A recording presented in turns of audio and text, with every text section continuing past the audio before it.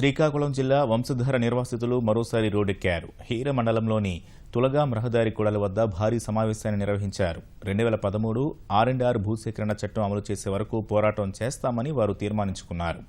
ముఖ్యమంత్రి దృష్టికి సమస్యలను తీసుకెళ్లేలా అందరూ కృషి చేయాలని నిర్ణయించారు.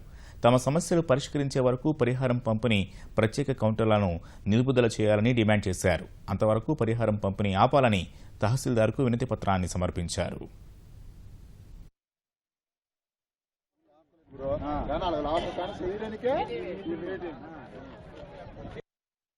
ఇక్కడ కౌంటర్లు ఓపెన్ చేసి అవులకే సమస్యలు తవ్వి విలేజ్ వారి కోడ్ను ఆ సమస్యలు తీర్చమని చెప్పినారు.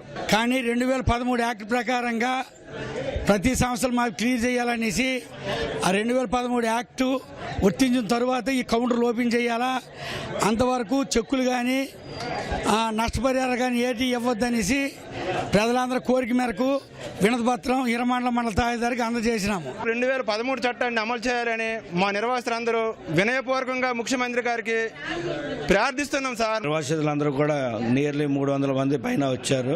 ఈ నష్టపరిహారాన్ని ఇప్పుడు స్టాప్ చేసి పంపిణీని 2013 కొత్త చట్టం ప్రకారం వాళ్ళకి ఎక్స్టెండ్ చేస్తూ ఆఫ్షోర్ ఏరియాలో ఎలాగిచ్చారో అదే దీంట్లో మాకు కూడా ఇవ్వాలనేసి అంతవరకు చెక్కులన్నీ ఆపమని కూడా వాళ్ళు చెప్పారు.